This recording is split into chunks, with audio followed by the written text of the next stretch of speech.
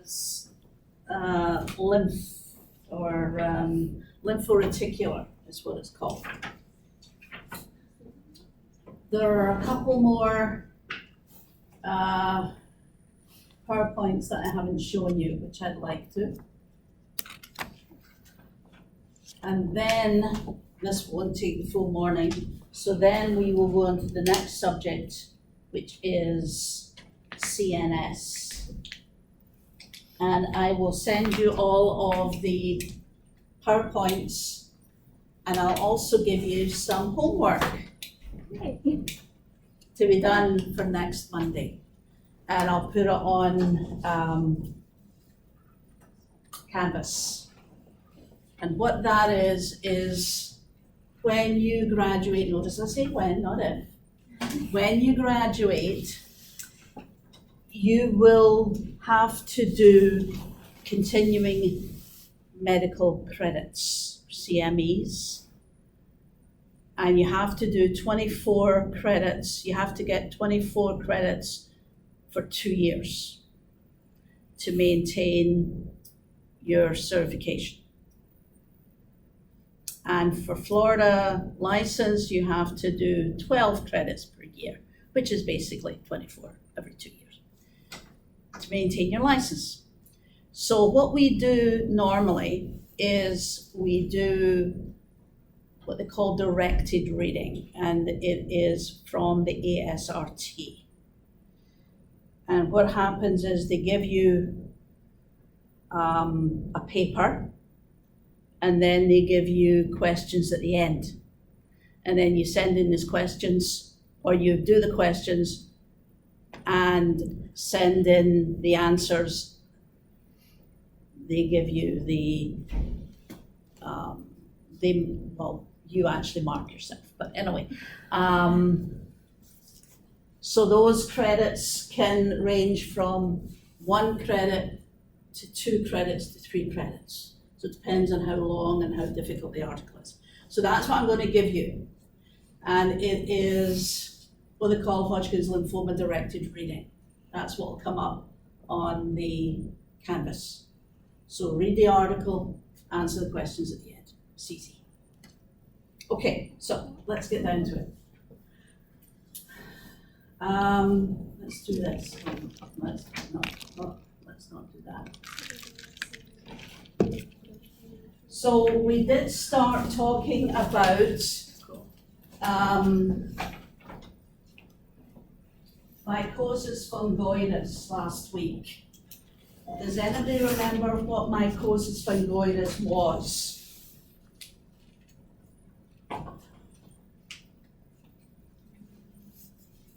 Anybody remember? No. Okay. A rash. A rash? Did somebody say rash? Yes. Yeah, kind of. It's what they call cutaneous lymphoma, which means it's a lymphoma of skin. And it does look like a rash. So let me just go over this one quickly again and show you what we mean.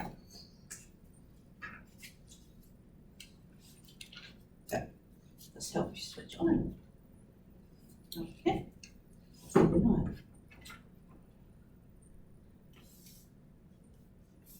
So, this is mycosis fungoides.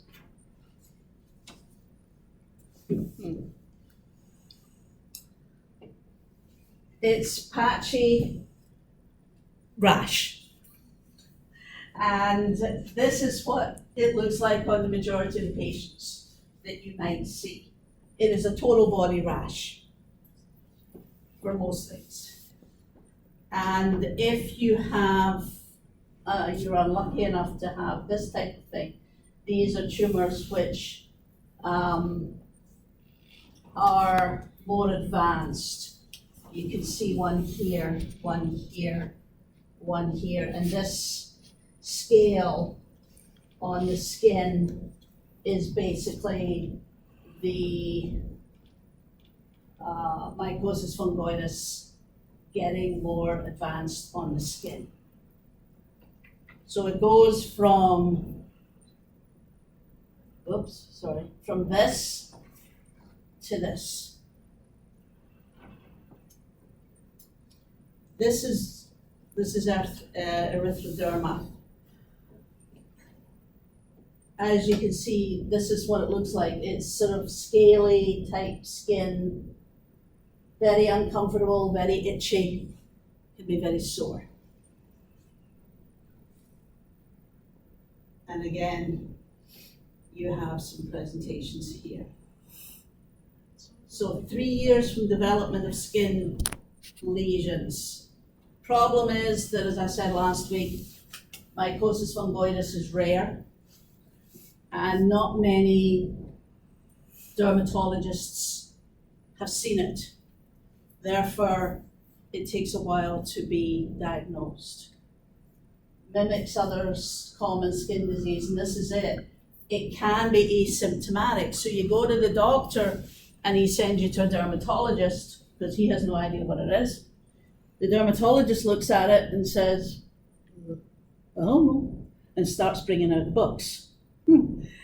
And then they do maybe, as it says, skin biopsy. But that may not help either because it may not give a definitive answer. So you keep doing things, you keep doing treatments. Maybe it's an infection, so they treat you for an infection. Maybe it's a fungus, so they do fungus. And nothing happens, of course. So this is staging. So you have 1A, which is patches and plaques. BSA is body surface area. So 1A would be less than 10% of the body surface area. 1B would be over 10% or more than 10%. And 2A is patches and plaques and palpable lymph nodes. 2B is tumors that you saw on the first couple of slides. Erythroderma is actually 3A. Erythroderma with scissory cells, and I'll explain that later. Scissory syndrome, I have an actual presentation on that, which is, you see the cells, the scissory, what they call scissory cells. And then lymph node involvement and metastasis. Hopefully it never gets to metastasis. But it's a very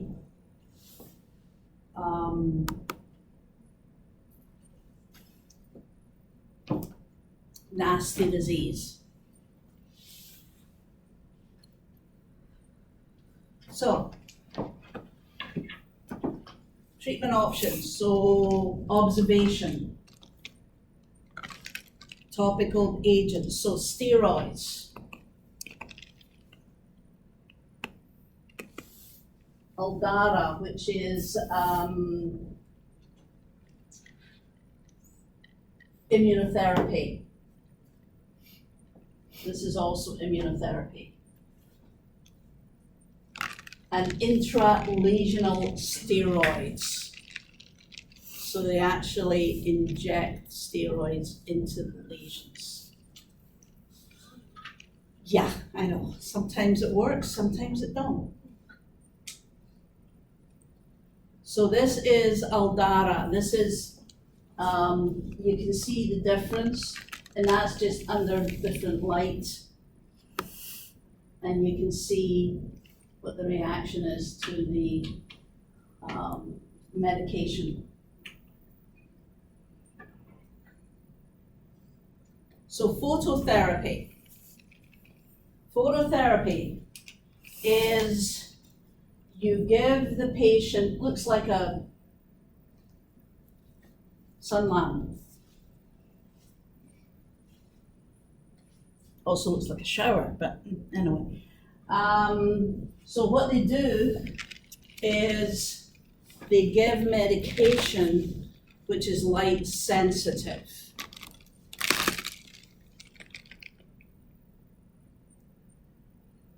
And then the skin is exposed to either UVA or UVB rays. And that helps somewhat with the lesions. PUVA, I looked it up because I know what it was, is the use of photodynamic therapy, is the use of non-toxic, light-sensitive compounds that are exposed selectively to light, whereupon they become toxic to targeted malignant and other disease cells. So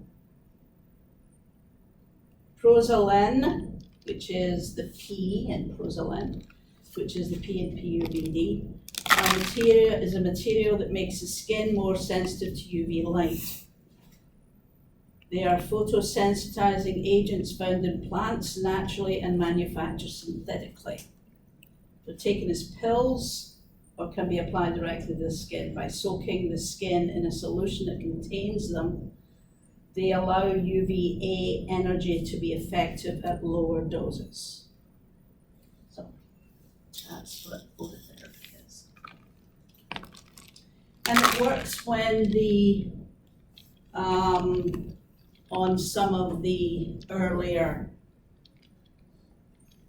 stage 1, stage 2.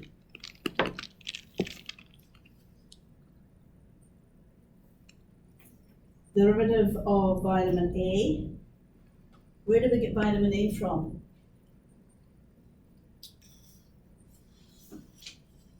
What is vitamin A?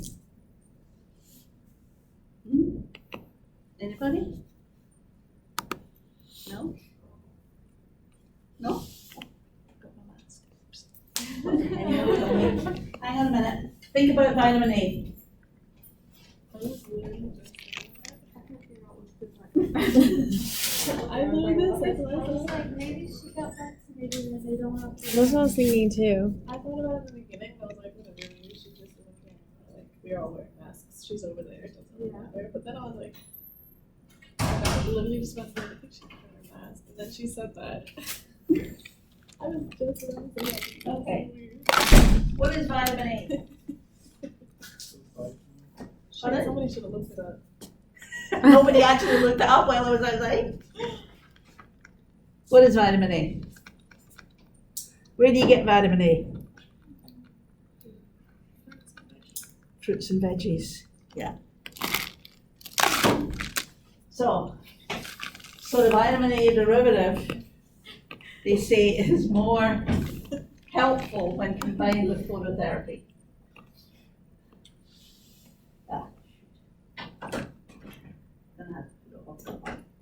Okay, so bathing, so at the Ritchie, the one thing that most of the mycosis fungoides patients I've ever treated say they don't mind the rash, but can we please do something about the itch? So, bathing in lukewarm water followed by gently patting the skin. Using moisturizers regularly, topical steroids, oral histamines, antihistamines. So Benadryl would be the most common thing you'd see there. And low dose oral prednisone, which of course is steroid. So you're either doing topical steroids, which means you're putting them on the skin, or you're doing oral steroids, which helps as well. So this is just some data. Just take that away for a minute. Okay, so this series is scissory.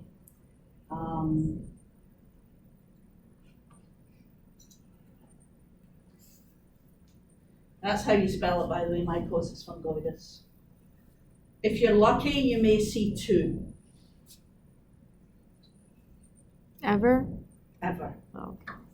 It depends entirely on whether you are, if you start to work, if you're in a teaching hospital or university hospital, they tend to get the weird things.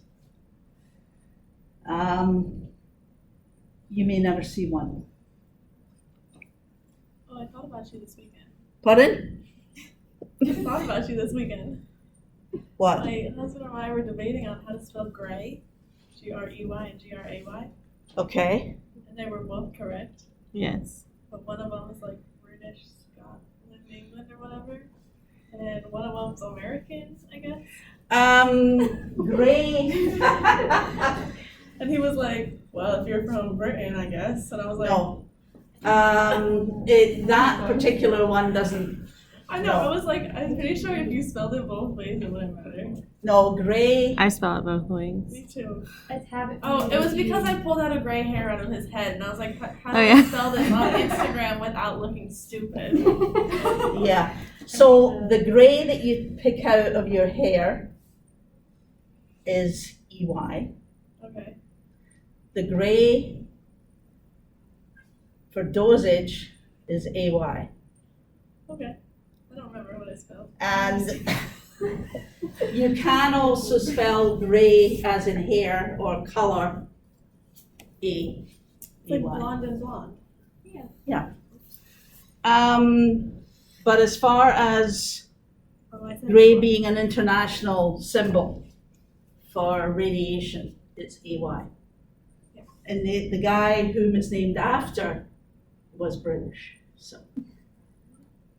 Take that for what it's worth. Okay. So, mycosis fungoides is an extranodal non-Hodgkin's lymphoma of T cell origin with primary involvement of the skin. Kinky. And That's what I'm gonna say. Sézary syndrome is generalized erythroderma, which is what? Erythroderma. Break it down. What is derma? Skin. Skin. Erythra, Redness. redness. So it's a red rash on the skin. So Sézary syndrome is if you have this, you have mycosis fungoides with the generalized erythroderma. You have mycosis fungoides with Sézary syndrome. And if I remember correctly, in the scale, Sézary syndrome is a stage 3. And lymphadenopathy. What's lymphadenopathy?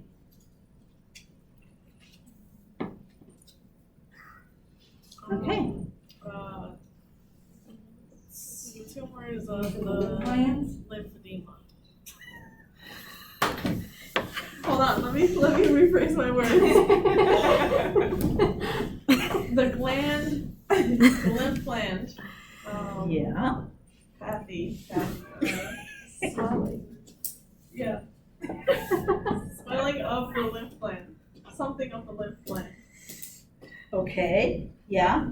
I just So can't think it's- right now. It's a little more simple than that. It's enlarged lymph nodes is lymphadenopathy. But normally when you say it like that, it means generalized lymphadenopathy. So if you say lymphadenopathy or axillary lymphadenopathy, it means that your axillary nodes are enlarged. Enlarged. Okay? Okay. And atypical T cells, which are Sézary cells, in the peripheral blood. So if you take blood samples, you will find these Sézary cells in the blood. So that's what Sézary syndrome is. So you have generalized erythroderma, lymphadenopathy, and Sézary cells in the blood. I could figure it out. So, Oh, wow. 3 cases per million. It is very rare. It is extremely rare. I've seen quite a few. because the department I trained in was the only department in Britain that specialised in mycosis fungoides treatment. So all the patients in Britain were brought to our centre. That's why I've seen a lot of them. Anyway, peak age 50 to 60, 55 to 60. But usually they can go later, not usually earlier, but they can usually go later. Unfortunately, male to female is 2 to 1. Sorry guys, sorry. Sorry for the guys.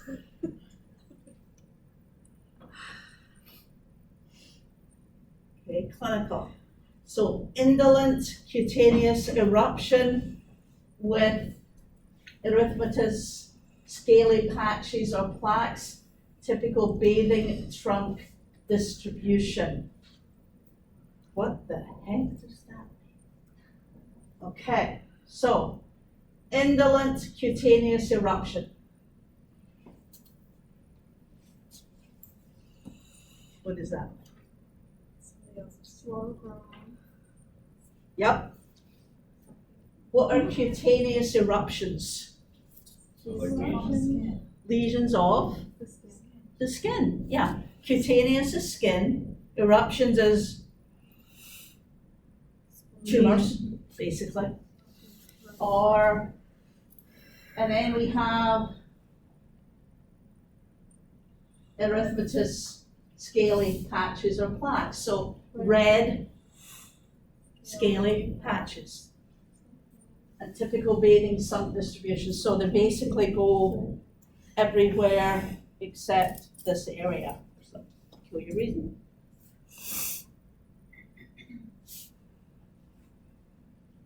Heterogeneity in presentation. What does that mean, do you think?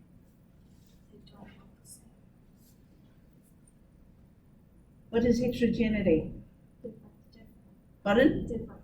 Different, okay. So the lesions or the plaques or whatever it is are different sizes throughout. They're not homogeneous. Okay. And there you go. That's a typical, so you can see that, yes, I need a battery. You can see that the area, the small patches, the larger patches, they're basically all over. There are certain parts of the skin, for example, here, that there's not very many. And then you have the arms, which are covered, the body, the abdomen, which is covered. And if you turn them around, they're probably exactly the same on the other side. So again, different person, but you can see that it goes up the legs and the arms, and he has underwear on so you can't see, but there's not many. You can see that it's very light up here, so there's not probably many in here. However, you would treat the whole body. So progression to extracutaneous disease. So what would be extracutaneous? Anybody? So cutaneous is skin, right? We've decided that one. What would extracutaneous be? Meaning what? Pardon? Yeah, moving in. So it would be perhaps going into the lymph nodes, because it's a skin lesion normally. But if it goes into the lymph nodes, then it's extracutaneous because it is going outside of the skin or inside the skin as a term. So limited patch or plaque is extremely rare. You don't often get just isolated plaques. The whole body one is more common. And generalized plaque is 8%. Generalized erythroderma is in 30 or 40% of patients. So, extremely rare. So here is your Sézary cell.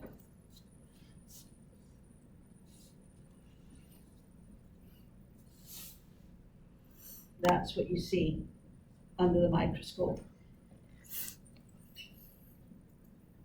So again, you have the T1, T2, T3, T4. They're calling T4 generalized erythroderma. T3 is tumors. N0 is no lymph nodes involved that they know of. N1 is lymph nodes. N2, lymph nodes clinically uninvolved, the histology involved. And N3, enlarged lymph nodes. And then you have this weird one that says B0 or B1. So B0, no circulating Sézary cells, and B1, circulating Sézary cells.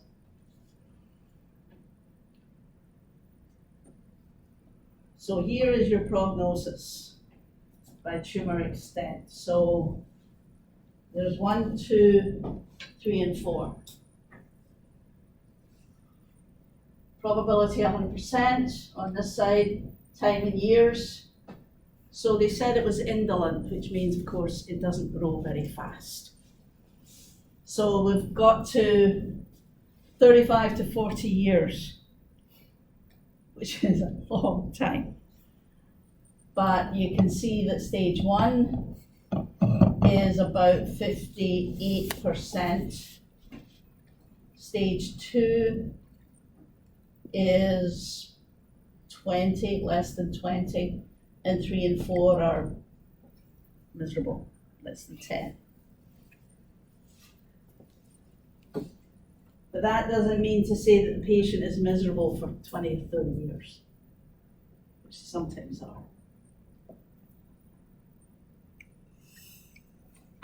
Transformation to large cell lymphoma. Sometimes the mycosis fungoides transforms into a large cell lymphoma. And it can take 1 year, or it can take longer. That for the moment. And then, so if it's total skin, how do you treat it? Any ideas? Chemo for that? Chemo doesn't usually work. Electrons, yeah. Give that lady a coconut. Anyway, yeah. So we can, when I said chemo doesn't work, it doesn't work very well. You can combine it, but it doesn't work very well.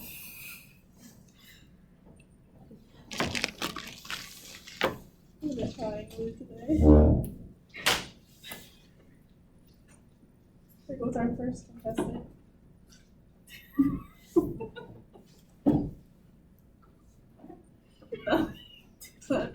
Okay, okay, so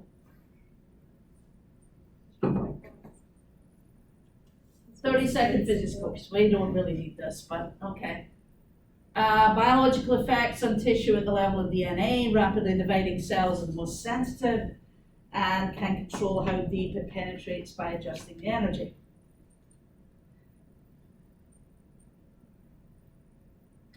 So we'll just skip that one. Okay, so, ooh, that looks nasty, doesn't it? Okay, so this was a gentleman who first coined the term mycosis fungoides. And by 1870, it was recognized as a progressive cutaneous lymphoid disorder.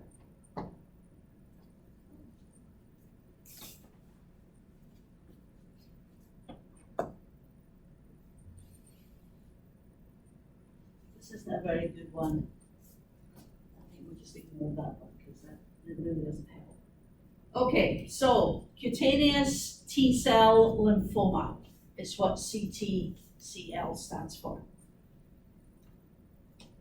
Total skin electron beam was developed by Stanford, of course, in 1958.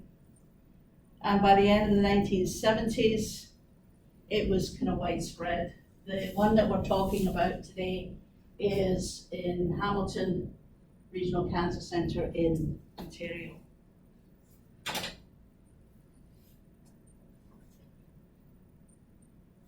So this is how they do it. So this was Röntgen's first Röntgen ray tubes delivering 40 to 70 kV.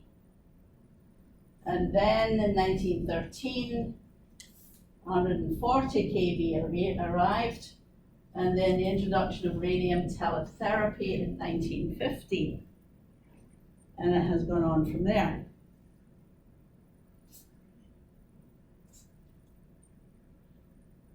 So to deliver precisely measured dose of radiation, we have a target, but you have a lung, you have a target, you treat that target. What happens if the target is the whole skin? Yeah. Whole body. Now, there are two types of whole body treatment. One is whole body x-rays. That is called TBI, total body irradiation. The next one, the other one, is total body skin irradiation. So here is a very discrete tumor. You see it here?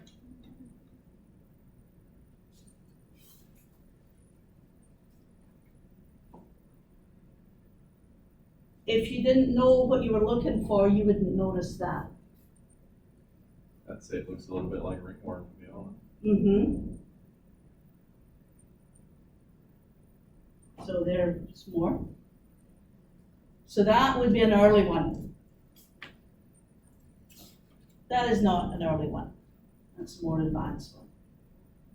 So there's your caesary cells. I'll just skip that. So electron beams. Here you're looking at 5 different energies of electrons. This is what most departments have for electrons. You have 5 different energies. How many energies of photons do we have in most departments?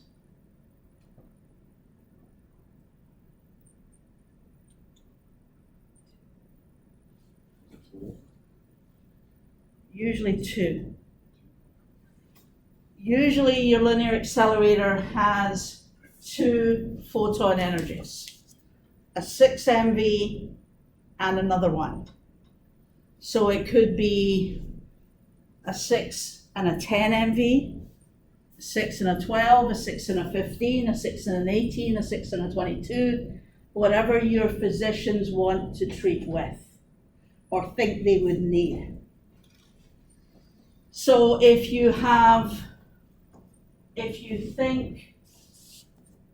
the physicians think that they're going to be doing a lot of prostate patients or a lot of gynae patients, then they may want to do something like an 18 and a 6. If you don't think you're going to be doing that, maybe a 6 and a 12 would work, or a 6 and a 15 might work.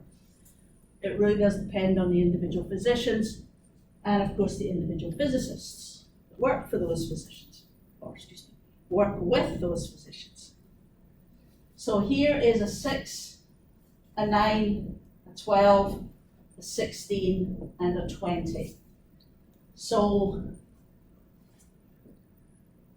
100%. So at 25%, the 6 would be at 2.7, perhaps, centimeters below the skin. A 9, at the same, would be 4.3. A 12 would be 5.8, and so it goes up. So the higher the energy, the deeper the beam. Same with the photons. So depending on where you want your beam to go, you use the electrons, whichever energy you need. This is to show you what an electron beam would be doing. You'd be spraying out to the whole body. That's the idea. You want to cover the whole body. Okay, so need to cover the whole body, the entire skin surface. So the patient has to be naked. That's fine. Because, why? It's their entire body. Pardon? It's the entire skin surface. Yeah, so you need to treat the area. So 3 positions, front and back, is designated to expose all skin areas, need to access the skin folds. You're looking at where's your skin folds when he's like that? The axilla, yeah, what else? The groin, yeah. Now what he would do is he'd maybe turn around so you've got the back. Again, you'd have the axilla and his buttocks, natal cleft in between the buttocks. So you really can't do total body electrons just like that. Otherwise, you'd miss. So you do this, and it always looks weird when we do this, but anyway, I'm sure this guy's thought he was, felt an actual idiot when he was doing these. So that one, and that one. So that would be 3 areas. But you've still got certain areas that you miss, which are what? What do you think? What areas do we miss? Where your thighs overlap. Pardon? Like where your thighs overlap. Your inner thighs? Yeah. Yeah, okay. What else? Doesn't seem to be getting into much of the axilla, does it, there? So you might want to do something with that. What about his feet? The bottom. Yeah, you're not getting any of his feet. Even if he has no shoes on or no socks on. You may get the top of his feet, but the soles of his feet are still there, so total skin irradiation. So we would angle the beam approximately 90 or 270, depending on which way it works, and put the patient at the opposite end of the room. And put in as large an area as we can get.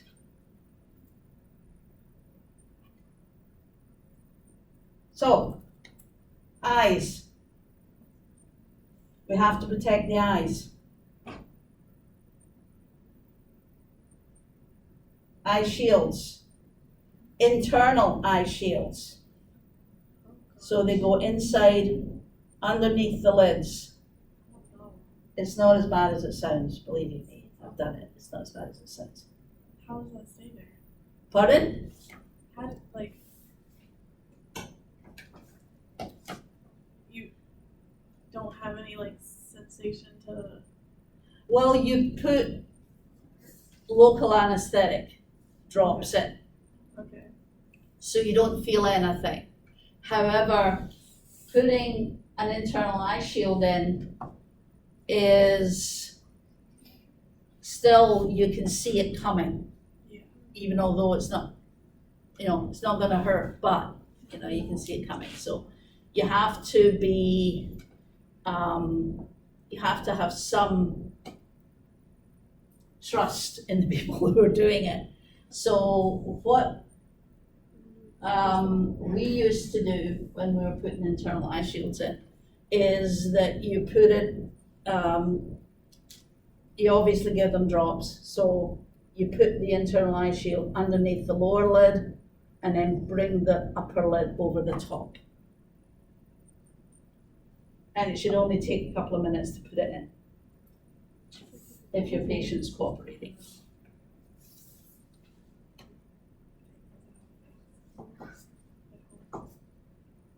What do you think? scary. So why does he have this stupid little hat on? What is it? What's it made of? What does it look as if it's made of? Pardon? It's actually lead. He has a cap on underneath it, and the idea is that they don't want to treat the hair follicles, so they put this stupid hat on. And if the hands have already been treated, then they put lead gloves on. Because you remember the way he was the way he was positioned, the scalp probably has already been treated. So this is another reason why they put the hat on. And the gloves, and this is when the foot has been treated, they put the foot in, again, a lead box. So they can treat the lower leg without treating the foot again. It's all very weird. And a mouth bite. So you're not treating the lips, or you're no longer treating the lips. And something that looks like lead Spock ears, but yeah. That's something else that you could treat. So to get all of this is done after you've had your total treatment done, and you're basically just treating spots. And of course, shielding.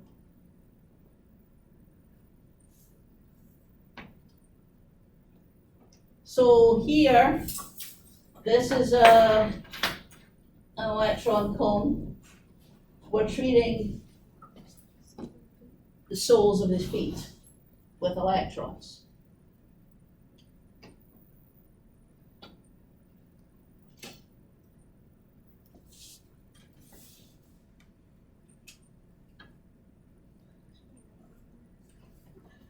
What does that look like, guys?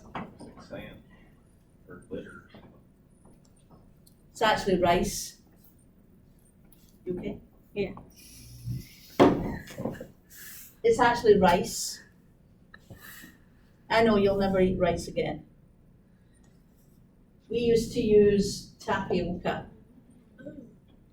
dry tapioca, not wet tapioca.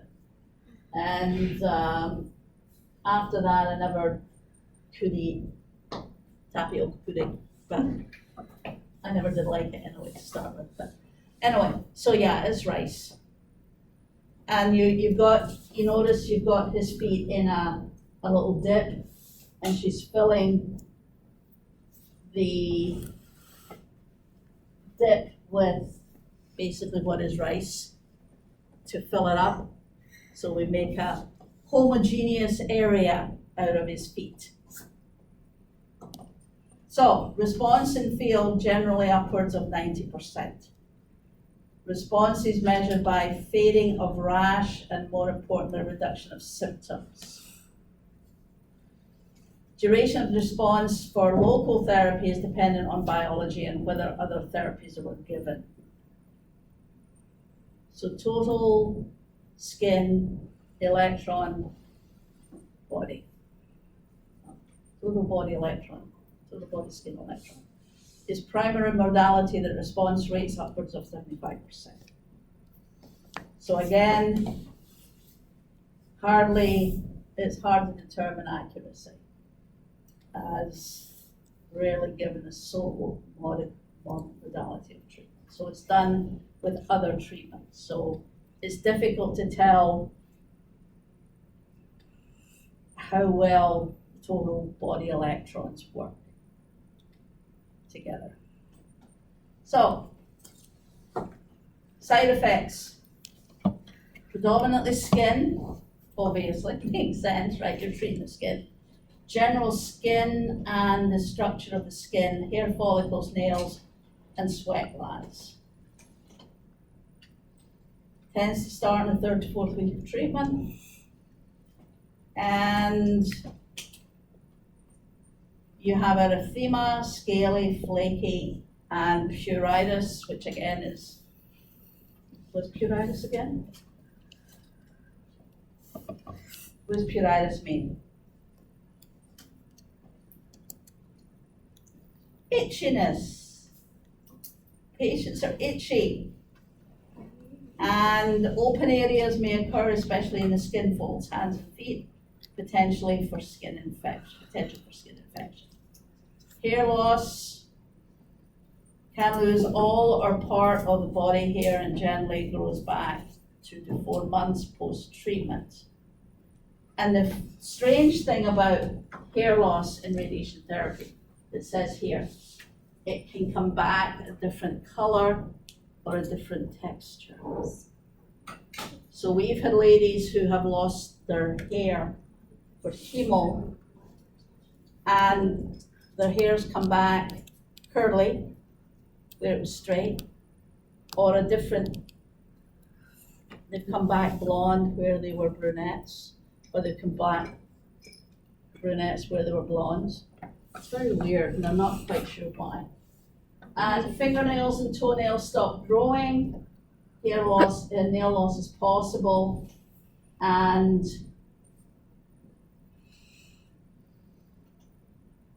growth is suspended for 2 to 6 weeks. And they can come back a bit thicker. So radiation dermatitis, which is what's dermatitis? Inflammation of the skin. So radiation dermatitis is just what it sounds like. It's inflammation of the skin or reddening of the skin, erythema of the skin due to radiation, and that's what you can see sometimes with any treatment. Most commonly, lower energy treatments.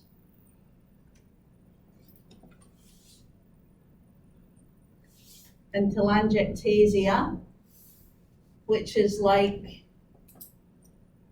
you can see all the little small blood vessels.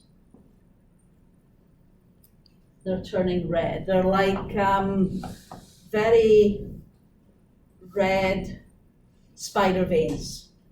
Only spider veins are usually blue. These ones are usually red, and that's telangiectasia. And that happens long-term, doesn't happen immediately.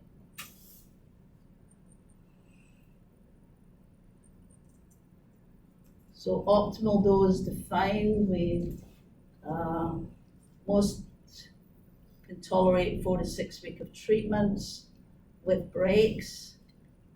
Chemo for other hematologic malignancies has transient benefit with lots of toxicity.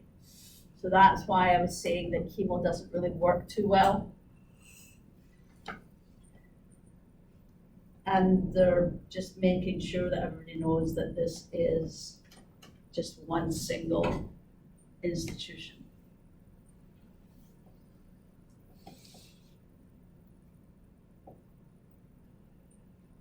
Lots of long-term toxicity from radiation, few comparative studies. Localized treatment in early stages or to debulk thick plaques or tumors and equal long-term outcomes.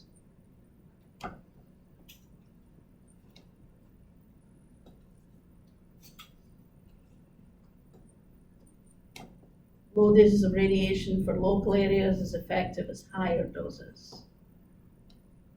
And body can only take so much radiation used in sequence. With other therapies, quality of skin and life better overall. So again, stages A and B, or 1 and 2, corticosteroids, immunotherapy, light therapy, electron beam, and interferon. Everybody's heard of interferon, hopefully. And this PUVA. Interferon, methotrexate, and pruritus, significant component. So menthol, camphor. Everybody's heard of menthol and camphor? Yes? Okay. Antihistamines, gabapentin, amitriptyline. Gabapentin is a weird medication. Is actually used in pain control. And it's also used for sedation. Surprisingly enough, it's used for animals. If you're taking animals on a trip, they'll give you gabapentin and it puts the animal to, well, it doesn't put them to sleep, that's a wrong phrase. It makes them drowsy so they don't scream and yell all the way through the treatment, all the way through your trip. Early stage spot therapy, spot radiation for bulky. So 5 to 20 treatments, 1 to 5 treatments, and save total skin electrons for progression if other therapies stop working.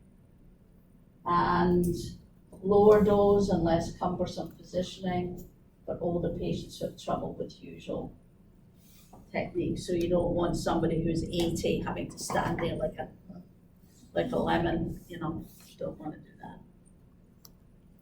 So they've got, in this particular department, they have 15 to 20 patients treated per year, 20 with spot treatment, short-term control rates in excess of 80%, average duration 18 months, 20% have long-term remission, mostly early stage.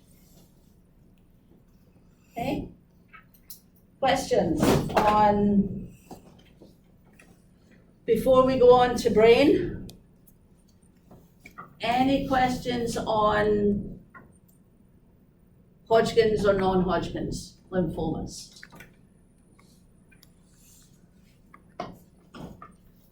No? So what's the difference between Hodgkin's lymphoma and non-Hodgkin's lymphoma? The main difference is the presence of Reed Steinberg cells for Hodgkin's lymphoma. Okay. So how would we treat Hodgkin's lymphoma?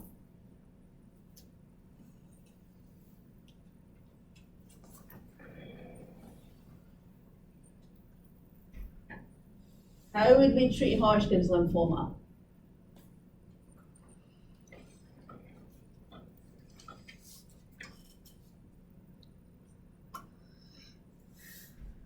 Chemo? Okay, I'll rephrase the question. How would we treat stages 1 and 2 Hodgkin's disease? With radiation.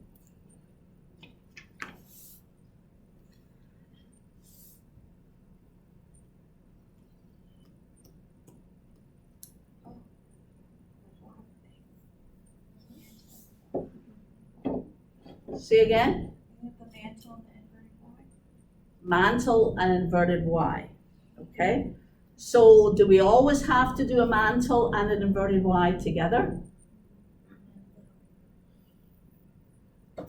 So if the patient only has disease on one side of the diaphragm, then we would only treat that side of the diaphragm. So if it was above the diaphragm, we'd treat with a mantle. If it was below the diaphragm, then we'd treat with an inverted Y. Okay, so what is the excuse me, what is the difference with then we would be treating a non-Hodgkin's lymphoma? How would we treat the non-Hodgkin's lymphoma with radiation above the diaphragm?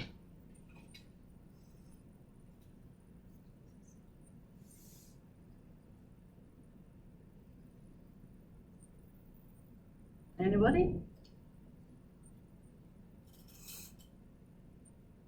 No? So you would only treat what they call involved nodal areas. So if you had a lesion here, you would treat that area. If you had a lesion in the axilla, you'd treat that area. If you had a lesion in the mediastinum, you'd treat that area. So that's how it differs. Okay? Okay, so having said that, and as I mentioned, I'll send all these to you this afternoon or maybe first thing tomorrow morning. And we will start with CNS. So what do I count as CNS? Brain and spinal cord. Whole brain and spinal cord. Yeah. Okay.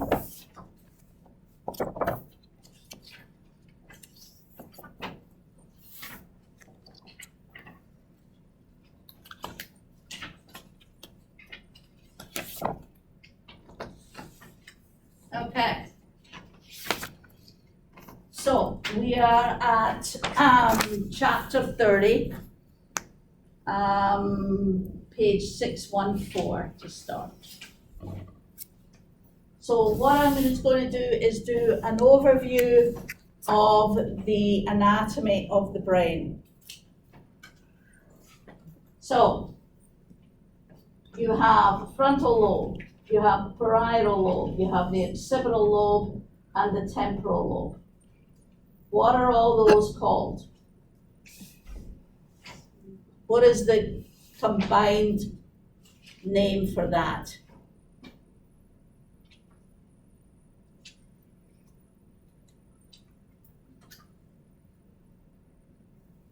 Anybody heard of the cerebrum? So that is the cerebrum. This is the cerebellum. So, this is stuff that you should know from your anatomy and physiology, hopefully. Did they go into the brain? That sounds weird. Did they cover the brain when they were doing anatomy and physiology? Yes? Okay. So, separated into right and left halves by the intrahemispheric fissure, and we have sulci, which run down and split up the brain further. So we have the central sulcus, which runs down and forward, and the lateral sulcus. So, frontal, thought, voluntary movement, speech, motor, covers a third of the area of the brain. So if you have a tumor in the frontal lobe, you can presume that they might have altered speech, they might have difficulty moving, and they might forget things. So temporal lobe, memory, again, different types. So normally short term, long term. Auditory function, which means what? Pardon? Hearing. Hearing, yeah. So parietal, touch, sensation. So touch, pressure, pain, temperature, and texture. And position and spatial orientation. These are the people that walk down the corridor and maybe bang into the walls because they're not sure of where they're aiming. Or they're aiming somewhere, but it's not quite getting there. So they may not have the same pain threshold. They may think the temperature in the room is really hot or really cold. Occipital, vision, visual processes, and reading. So, they may have problem with double vision. They may lose some of their eyesight. They may lose all of their eyesight. And they may have difficulty reading if they have eyesight at all. So the medulla oblongata, which is down here, that controls respiration, heart rate. And it's basically the start of the spinal cord. What happens if the medulla oblongata is damaged? Well, severely enough, you die. Yeah, you die. Respiration and heart rate, can you control that? Or put it another way, can most people control their heart rate and their breathing? The fact that it's done automatically, you don't have to think to breathe. Involuntary. So, pons, really between the cerebral hemispheres and the cerebellum. And then you have the cerebellum. Large muscle coordination, balance, walking and writing. So again, they may not be able to walk. They may have lost, they may not know how to walk now. Their hands, their arms may not do what they want them to do. Large muscle coordination. Basal ganglia and the thalamus. Modifies movement on a minute-to-minute basis, inhibits movement, and coordination and cortical relay. So there's your basic basal ganglia and the thalamus and the amygdala. So the limbic system. Attention, sensory gateway, memory processing, rage, aggression, sexuality, and appetite and thirst. So if you have something in the brain pushing on some of these areas, then you may have a problem with this.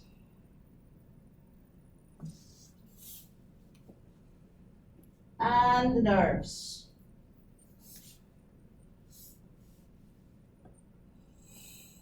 If anything goes wrong, if anything goes wrong here, then you have all sorts of problems.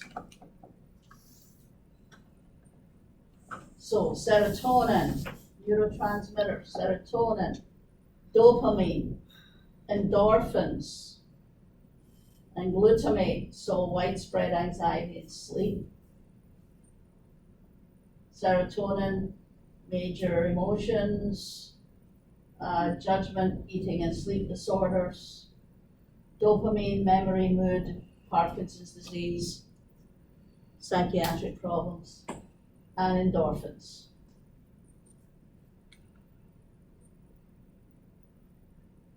So serotonin, emotions, judgment, sleep, imbalances. So if you have an imbalance of serotonin, depression, suicide behavior, anxiety, impulsive behavior, and eating disorders. Glutamate, involved in most facets of brain function. Imbalances, memory disturbances, sleep disturbances, and anxiety. Dopamine, mood, movement, and memory. Movement disorders, hence the Parkinson's, schizophrenia, addiction. And endorphins, relieve pain and induce euphoria. And you can do all sorts of things with opiates. Normal aging brain.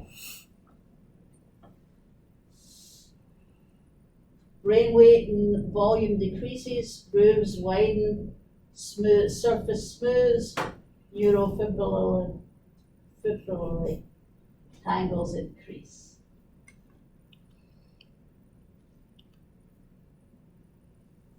Normal brain tissue actively metabolizes glucose and its analog, F18FDG. Why does that sound familiar? Use for PET. Which you use for PET, yeah. Glucose metabolism provides 95% energy, and FDG is irreversibly trapped within the brain cells. So this is a normal brain. This sounds like the thing that used to be, here's your brain on drugs. Yeah, okay.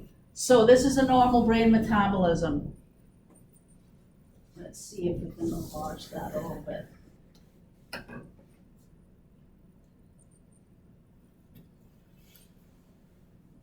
Doesn't help.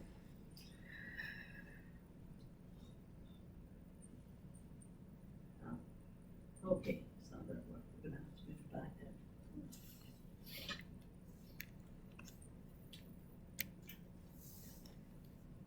So abnormal brain, dementia, memory loss, epilepsy, tumor assessment, and imaging diagnosis of movement disorders, Huntington's disease, and Parkinson's disease.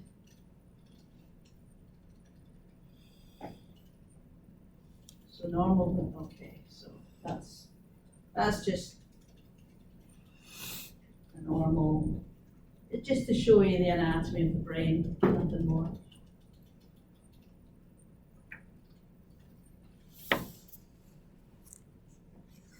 Okay. Brain cancer. Again, brain can also control muscle movements, interpretation of the sensory information, etc.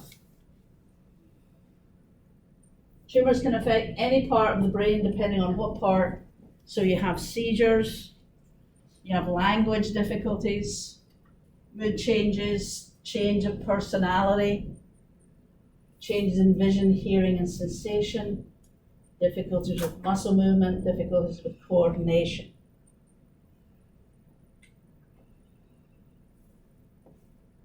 (18,400 primary malignant brain tumors diagnosed in 2004. Approximately 12,690 people will die.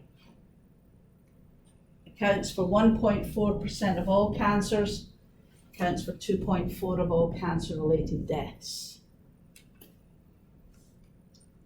So, in adults over 45 years of age, 90% of all brain tumors are gliomas. Glioma is a general category of cancers that includes astrocytomas, oligodendrogliomas, and ependymomas. Don't worry, you'll be able to spill out these names. The oligodendrogliomas are probably the worst one to say. Yeah, don't worry about it. Astrocytomas. So astrocytes are brain cells abnormally dividing, causing tumors called astrocytomas. They're glial cells that help nourish neurons. So the astrocytomas are classified how close the cells are together within the tumors, how abnormal the cells are, how many of the cells are proliferating, and whether or not the blood vessels growing near the tumors, and whether or not some of the cancer cells have degenerated. If tumors have not infiltrated normal brain tissue, then surgery can be a cure. This is low-grade astrocytomas. Are not curable by surgery, however, through surgery, as much of the tumor is possible is removed, and then the patient usually goes through radiation. That's low grade. Which means what? What do low grade tumors mean? Pardon? Say. Yeah. High grade astrocytomas are not curable by surgery. After surgery has removed as much of the tumor as possible, the patient can go through radiation treatment and chemo. Oligodendrogliomas, sorry, you got me started on here. Okay, these patients start as mutated oligodendrocyte brain cells. They make myelin, which helps neurons transmit signals through the axons. These tumors may spread through the cerebrospinal fluid pathways, but typically do not usually spread to locations outside of the brain or spinal cord. Very, very few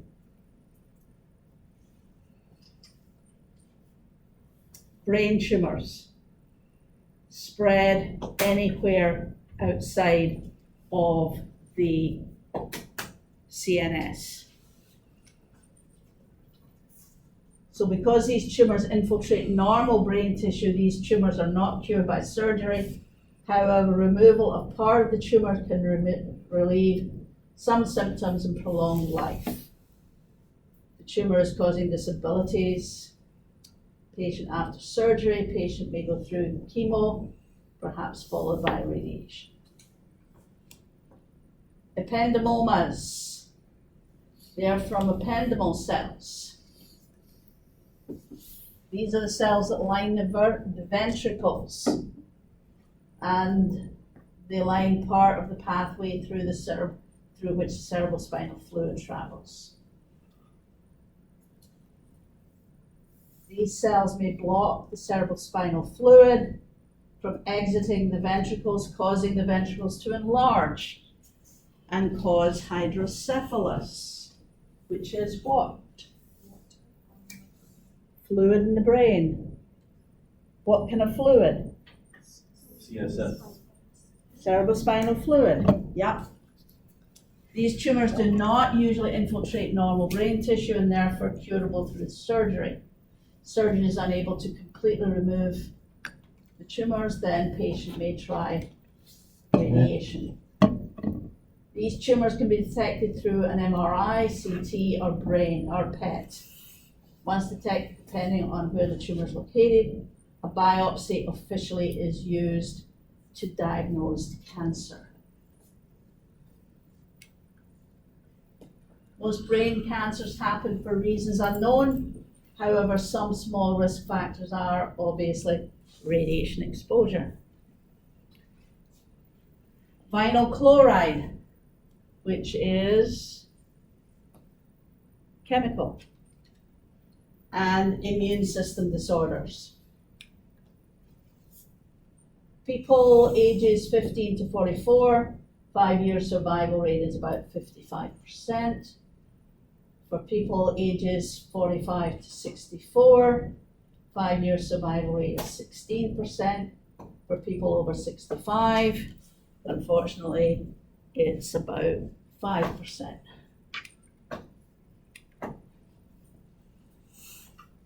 We'll do one more, and then we'll get into the meat of things here.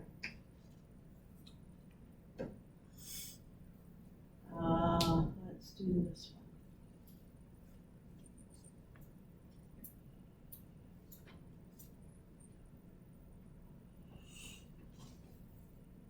one. Okay. You recognize any of these people? Top left, bottom right. Top left and bottom right? Who's top left? Mark Ruffalo. Okay, and the bottom right obviously is Bob Marley. Who's the lady? Elizabeth. Elizabeth. Elizabeth Taylor. No. Ted Kennedy. Yeah. All of these people had what they call glioblastoma multiforme, GBM. High-grade glioma.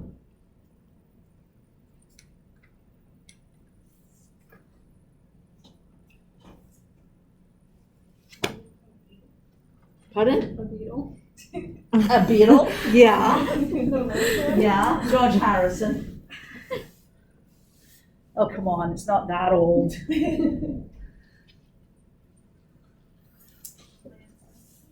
Lance Armstrong. He had brain mets from testicular cancer. So, metastatic brain tumors, cancer that spreads from the part of the body to the brain, occur at some point in 10 to 15% of persons with cancer, the most common type of brain tumor. So if somebody asks you, what is the most common type of brain tumor? You say? Metastatic brain. Metastatic brain tumor. Okay, so you can get brain mets from breast, melanoma, kidney, GI, thyroid, lung, ovarian, and testicular. All of these primary cancers and others can metastasize to the brain. So, adults are supratentorial, kids infratentorial. Okay, you know what I'm going to ask you. What is supratentorial?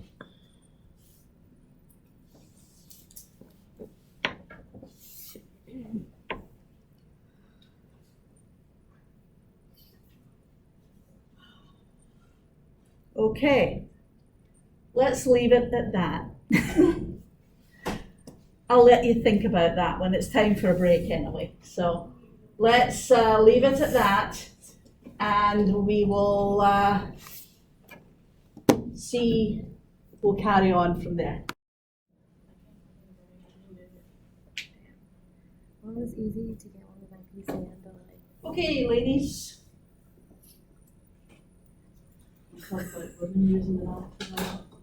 Okay.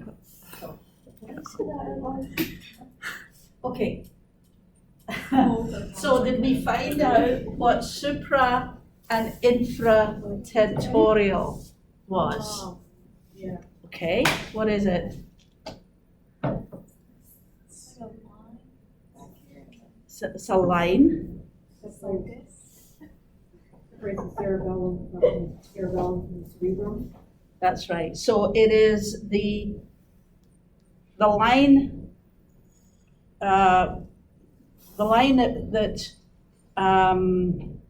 divides the cerebrum from the cerebellum. And so if you're supratentoral, then you are in the cerebrum.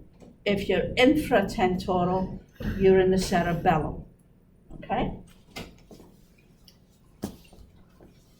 Okay, so we won't be touching much of the pediatric patients because that is next on our list after CNS. So brain tumors rarely metastasize. Is there lymphatics in the brain?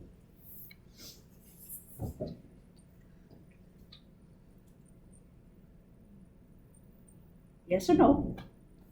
You got a 50-50 chance. Is there lymphatics in the brain? Is there lymph nodes in the brain? No, there isn't. It's not a trick question. Really, it's not. No, there's no lymphatics. Brain tumors, primary brain tumors, do not metastasize outside of the CNS. Benign tumors can be bad in the brain because of their effects. So, why is that? If your brain is enveloped in bone, right? It's in the skull. Does it have room to swell? No. What happens if the brain swells? What kind of problems do you have? Pressure. Headaches. Dizziness, vomiting. Etc., etc., etc. Yeah. So any what they call space-occupying lesion in the brain or in the spinal cord, for that matter, is bad because it can cause the swelling, the nausea, the dizziness, all those wonderful things that you really don't want to have. So,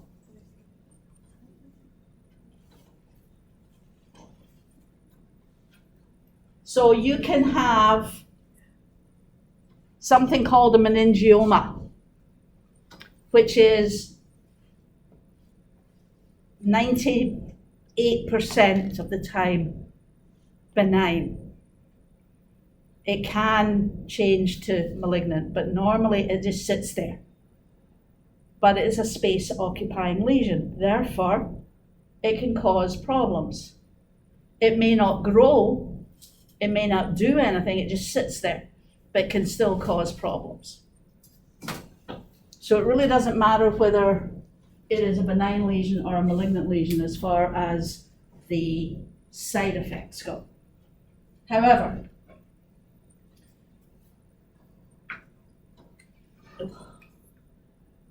what the heck happened there? Okay. So easy way to divide types of brain tumors is glial versus non-glial.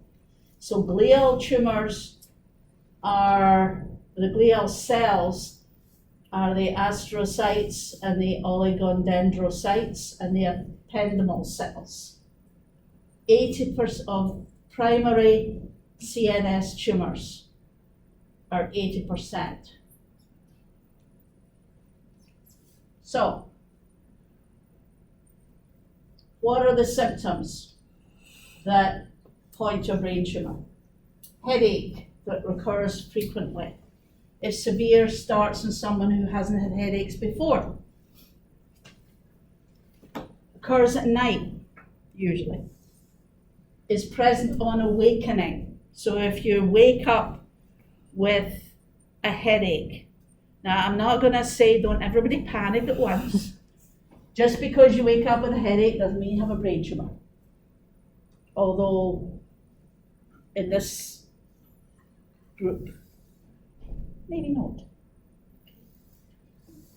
You'd be surprised the number of radiation therapy students who have at one point had brain tumors, or thought they had brain tumors, or thought they had cervix tumors, or thought they had Hodgkin's disease, or everything under the sun. Everything we mentioned, oh, I've got headaches.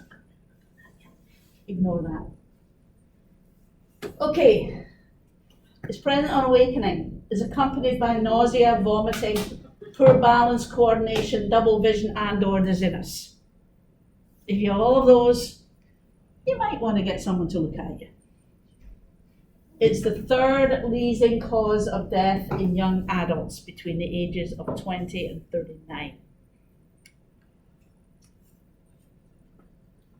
Oh, this is interesting. Okay. Let's see if I can. Oh, no, we're not in yet. Hang on. Let's go back.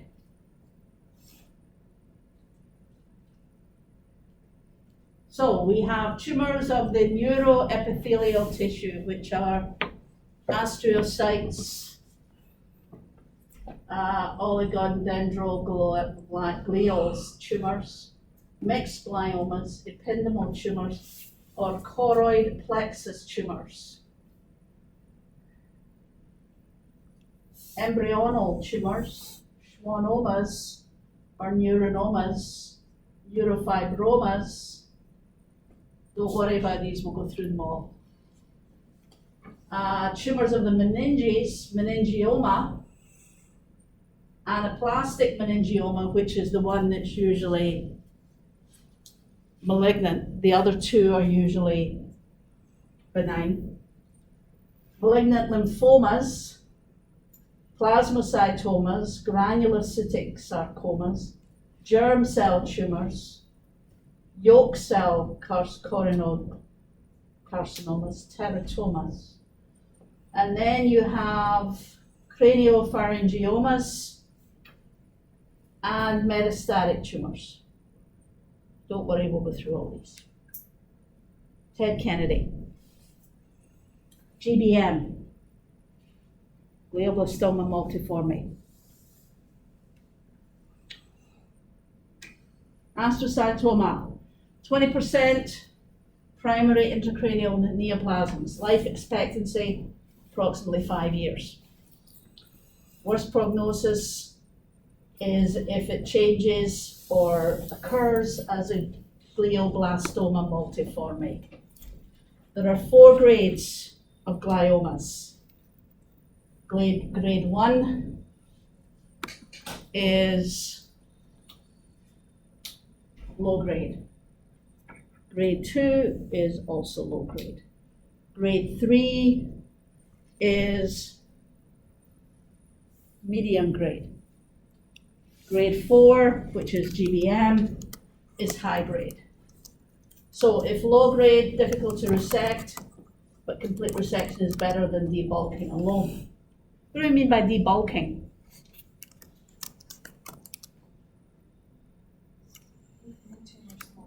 Yeah. You're taking out as much as you can so that for the remainder of the treatment, you can treat a smaller tumor. Often follow surgery with radiation therapy. If really small, we'll delay surgery until symptoms or signs of growth. High grade, so GBM, most common brain tumor, unfortunately. Poor prognosis, often death within 1 year. Tumor crosses the corpus callosum, which is what? What's the corpus callosum? Butterfly. Pardon? Butterfly. The butterfly. The corpus callosum is the junction between the right brain and the left brain. You can see it right there.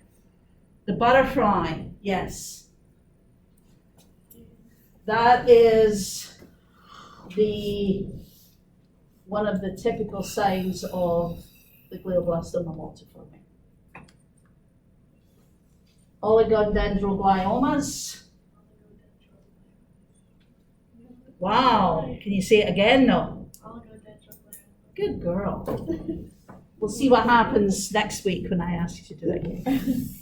Okay, so 5% of the glial tumors in the frontal lobe, you can see it here. It looks like, and you'll see it later, it looks like a fried egg. You have this circular thing, and then you have a little tumor in the middle. It's quite interesting. You can't see it, that's not a good one, but you'll see it in a minute, a little bit later. Ependymomas, 5% of glial tumors, children and adults. That's the one that usually is in the center and is usually around the fourth ventricle, which obstructs the flow of CSF. Radiation and chemo in adults, and you can also get them in the spinal cord.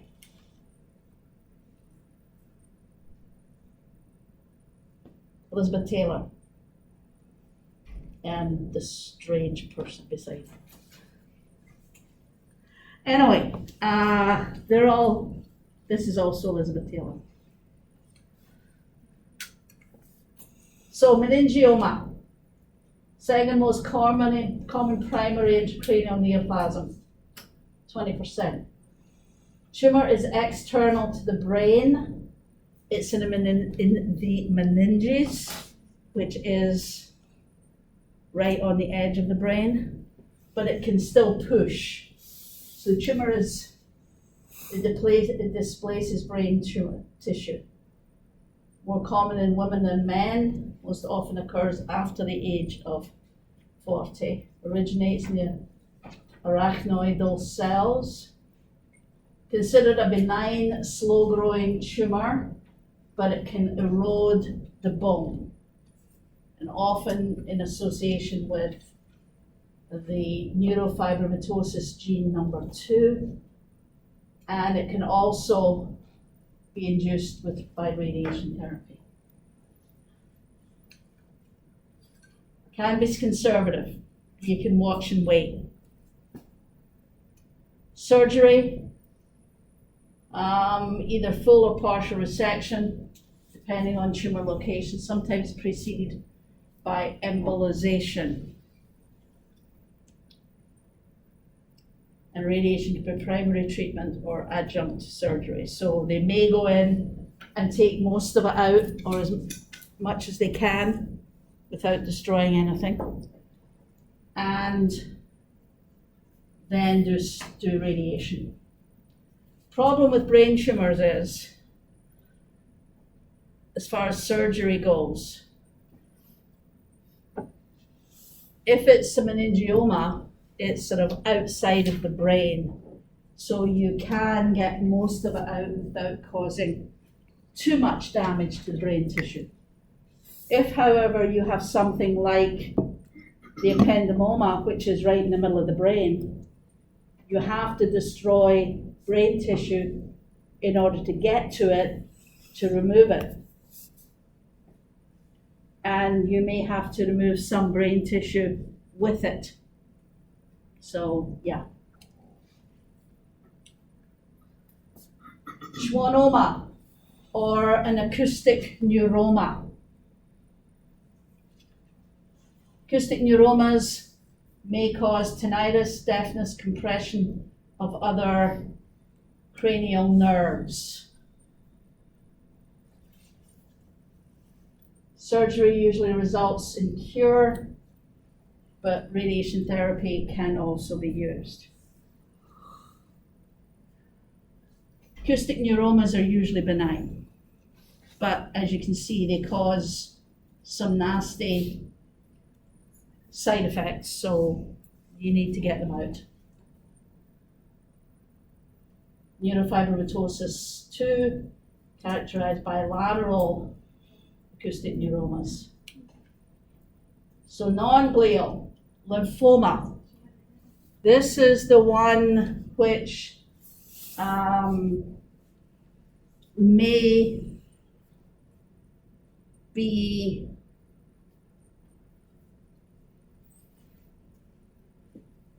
in patients with HIV or AIDS. Primary B-cell lymphoma, these are the tumors. Immunosuppressed, linked to Epstein-Barr. Radiation therapy with chemo, ocular involvement. So you need to treat a lot of the disease, a lot of the brain to get those. It is a nasty one. Hemangioblastoma, often syndromic and hereditary. These von Lindau, von Hippel-Lindau mutations are mutations of the gene. They're highly vascularized, the tumors. They originate in the cerebellum, and you can embolize them and then do surgery. What do they mean by embolization? I think we've gone over this before, but what do we mean by embolization? Can't see everybody right now, just sit here. What's an embolus? Clot. Huh? Clot. A clot. So if embolization basically means that, what? Yeah, we're actually making a clot. So we want, because it's highly vascular, which means there's a lot of blood vessels, right? We want to stop the bleeding before we do surgery, or minimize the bleeding. So we manufacture, or surgeons manufacture a clot and then do surgery to remove it. I'm gonna ignore that one. Okay. The reason why I skipped that was that it was a pediatric tumor, and I don't want to go into that, so.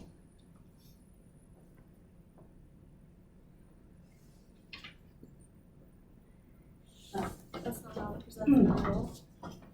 Say again? That's not how it presents in an adult. That particular one is a pediatric tumor. You don't get it in adults. Oh, okay. The last one. Yeah. You don't get that in adults. It's purely a children's, actually infant's disease. So let's go to our book.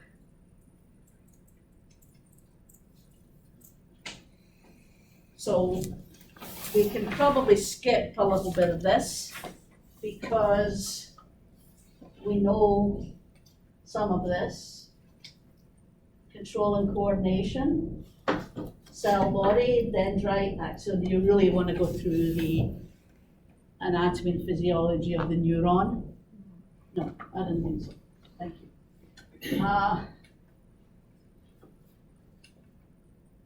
Okay, glial cells, blood-brain, okay. Hindbrain, midbrain, forebrain, and reticular formation. Anatomical divisions of the brain, meninges, and the cerebrospinal fluid. Hemispheres, corpus callosum, and the lobes, we've already done that. Function of the cerebellum, we've done that. Brainstem, again. Yeah, we're going through this without any problems. Thalamus and the hypothalamus, that's the limbic system. Yes?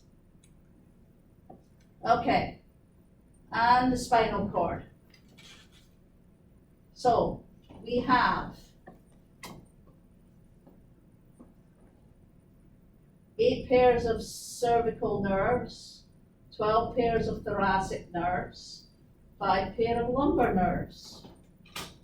So basically, what is the lower part of the cord called? The spinal cord starts at the brainstem, right? And it ends where? Where does the cord end?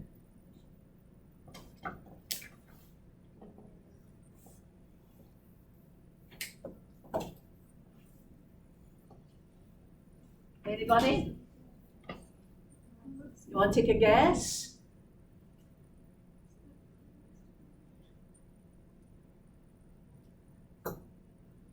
Anybody want to take a guess? Is it lumbar spine? Is it sacral? Whereabouts in the sacrum?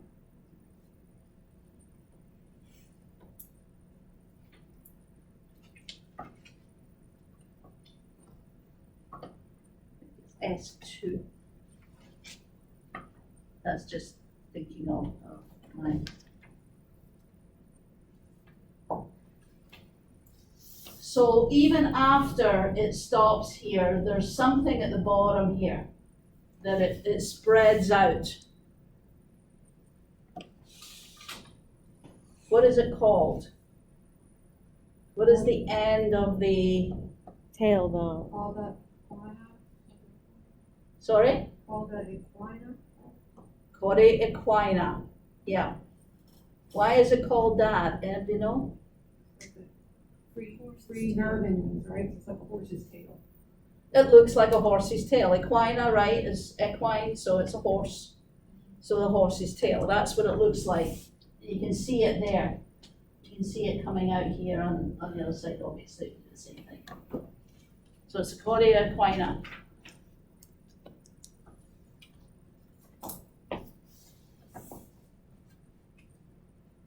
So, central nervous system cancers. So glioblastoma multiforme, you have spinal cord tumors, you have metastatic brain lesions, you have the epidemiology, you have etiology, you have clinical presentation, you have detection and diagnosis, patterns of spread, disease classification, treatment, and survival. Okay, so CNS, the glial cells, astrocytes, oligodendrocytes, ependymal cells, and microglia.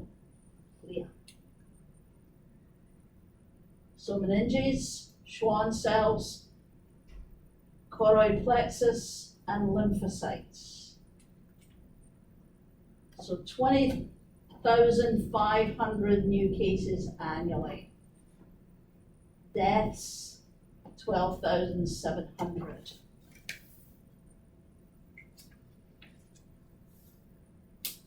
And I'm not sure why they put pregnancy in there.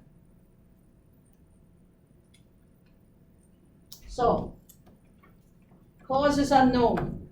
There are lots of people that think, oh, well, there's things like high tension wires, cell phones.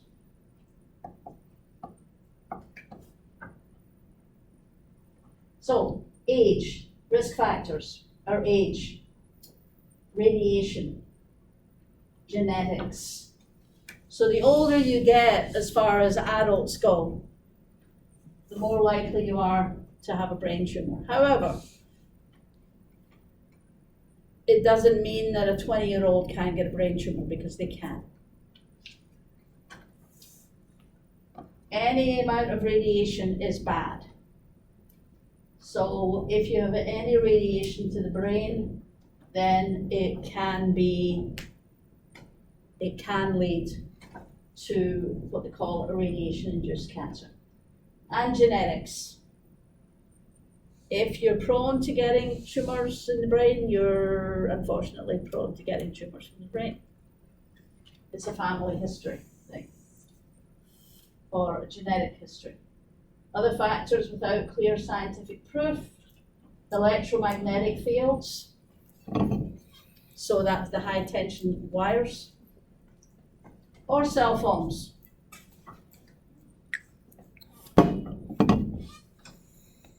The proof isn't in yet for either of those.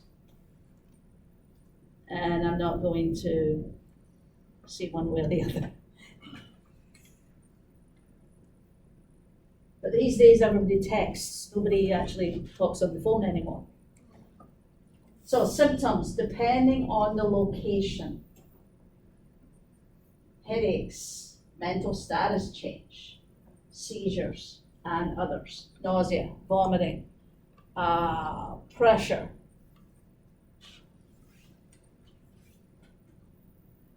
Medulloblastomas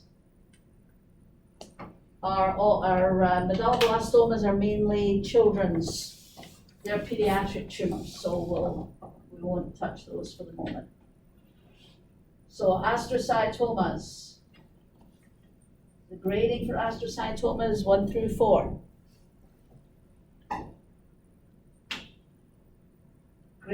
Low grade is grade 1 and 2. Medium grade is grade 3. Grade 4 is high grade, and it changes to glioblastoma multiforme. Oligondendrocytes, oligodendrogliomas, and ependymal cells, ependymomas. Gangliogliomas, and Schwann cells, or schwannomas. These tend to be benign. Chordomas and meninges, which are meningiomas, and they tend to be benign also. So, patterns of spread. As we mentioned earlier, we do not have lymphatic tissue in the brain. We do not have lymph nodes in the brain. So brain tumors do not spread via the lymph nodes. They don't spread via the blood either. So if you have a primary brain tumor, it just grows and infiltrates more of the brain. And that's how it grows. However, it does, in some cases, spread down the CSF. It seeds down the CSF in certain types of disease.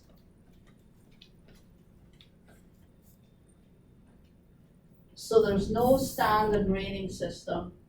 There's really no staging system either. The prognosis is based on what the cell type is and what the grade is.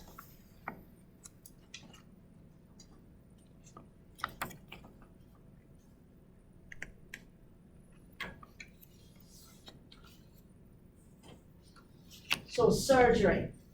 What are we doing with the surgery? What do we want to do? We want to take it all out. That would be ideal. 99 times out of 100, you can't do that. So If you can get out most of it, that's great. But normally, the surgery is to get a biopsy. Find out what kind of tumor it is. Craniotomy. What's a craniotomy? Opening a hole into the brain, Opening a hole into the brain. surgical hole in the skull. Yeah, so, okay. So why are you doing a craniotomy? Usually to relieve pressure. Sorry, say again? Usually done to relieve pressure. Yeah. So basically, you have to open the skull to get to the brain. So the idea is that you open the skull, you take a piece out of the skull, you put it aside, you go into the brain over the tumor, you take as much of it as you can, or if you can't do any more, just take a biopsy, and then you put the piece of the skull back and you suture it in place. And a shunt placement. What does a shunt do? If you put a shunt in somewhere, not necessarily the brain, you put a shunt in somewhere, what does it do? What's it supposed to do? Redirect fluid. Redirect fluid, yes. So where would you be putting a shunt in the brain? Where's the only, what fluid do you have in the brain? CSF, cerebrospinal fluid. Where does that come from? Where do you find it?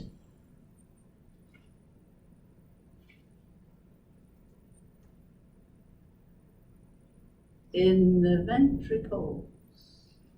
Remember what we were discussing about the ependymomas that usually arise at the fourth ventricle, and if they get involved in the fourth ventricle, they basically stop the CSF from flowing. You put a shunt in there to redirect the flow away from the tumor so the CSF can flow better, and therefore you don't have hydrocephalus. Okay, so chemo. We don't use a lot of chemo in the brain, simply because you have this thing called the blood-brain barrier, where not a lot of things can go through that blood-brain barrier. Try and say blood-brain barrier 3 times fast. Anyway, okay, I didn't really mean that. So this chemotherapy wafers,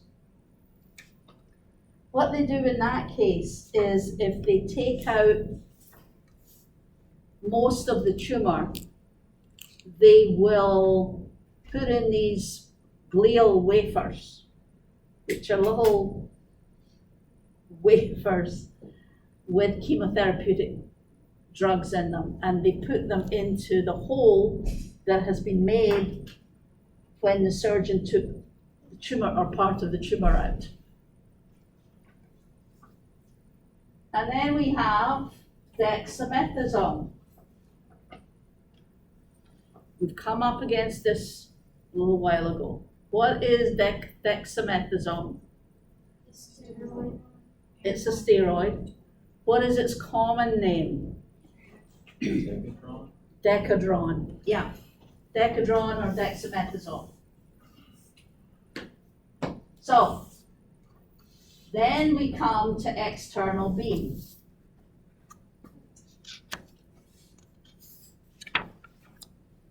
So we have to have an indication for external.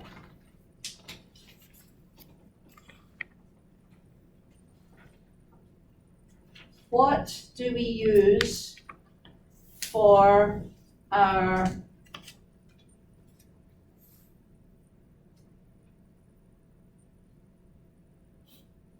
why do we treat? brain tumors. We want to cure them, or at least control them, if nothing else.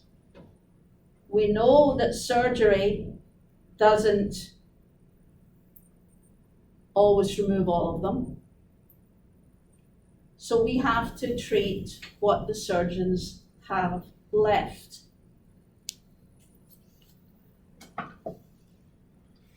Shielding. We have to treat as much as possible of the tumor. In fact, we have to treat all of the tumor that is left. So what are the organs at risk in the brain? There are a couple that stand out. Optic chiasm and optic nerves for that matter. What else? Spine. Pardon? Maybe a pituitary? Pituitary? No, not really, no. We're not too worried about the pituitary. Spinal cord. Not unless you're treating way back here. Because the spinal cord just starts here, right? So when we're treating up here, we don't have to worry about the cord. In the eyes, perhaps? We're all worried about the optic nerves and the optic chiasm, but we forget the actual eyes. So we have to be extremely careful with the eyes. And if we're going low like that, then we would be careful of the brain stem. Depending on where the tumor is, obviously, we'd have to be careful, okay? So, beam arrangement. We have two types of brain tumors. We have primary brain tumors and we have metastatic brain tumors. If we're treating metastatic brain tumors, it means that we have maybe 2 or 3 little tumors in the brain. We usually don't do these separately. We treat the whole brain. And if you turn to page 624, if you're not there already, you can see a diagram of the whole brain tumor or the whole brain treatment area. So,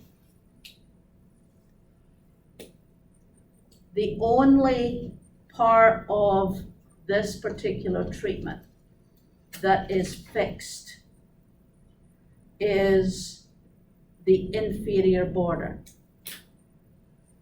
So you're going this way. So if you look at it, you have the supraorbital ridge, the EAM, and the mastoid tip.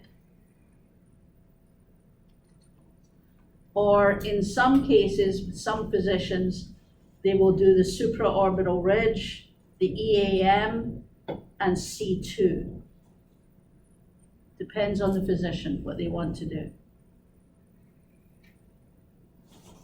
So once you've got that, you'll notice that we have what is counted flash, which means if you're positioning your patient, you've got this line good, you can see light, the beam light, on the superior border, on the anterior border, and on the posterior border.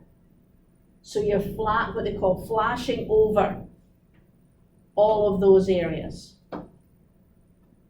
The only point that is fixed is the inferior border. How would we get that patient to lie still? Mask. So we'd make a mask for them. And we would put central marks on the mask in the CT. And then the dosimetry would go ahead and do the plan to treat them. Now, in certain departments, these patients are not even CT'd. We make the mask, and then we mark it up on the bed with this line working. And then we put a field size on that the physician wants. And if it's good, we do a film or an image, we check it, make sure everything's good, and we treat 2 laterals. How do we know where to position or where to your SSD is? You're treating laterals. We know that we're going 100 to midline, right? Because it's it's laterals. It's parallel opposed pairs. That's what they call it, right? So we know that we need 100 to midline. How do we know where midline is?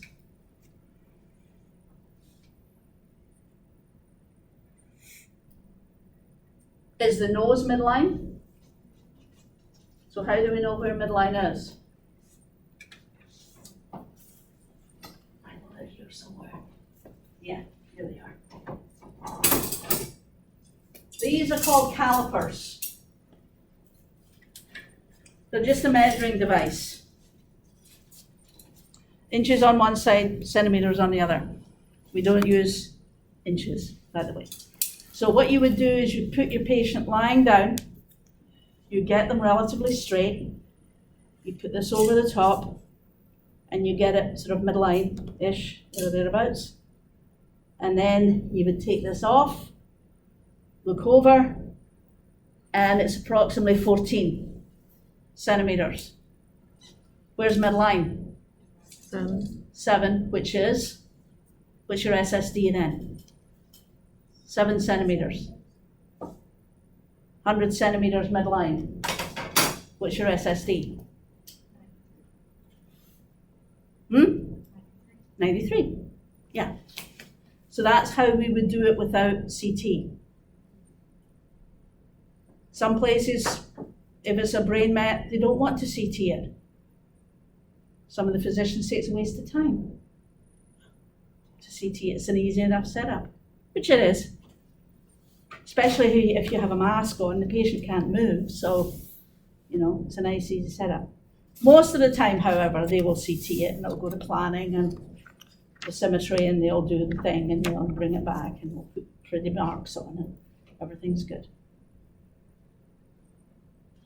That's for brain mets. If you have a small astrocytoma that the doc wants to treat, and it's in the frontal lobe somewhere, what area do you think they would treat? Would we treat whole brain for that case? So you treat as small as you could, but you have to cover the tumor area and a little bit of extra tissue, so you're not missing anything. Okay? And we'll get to that next week. Okay? So I will send you the information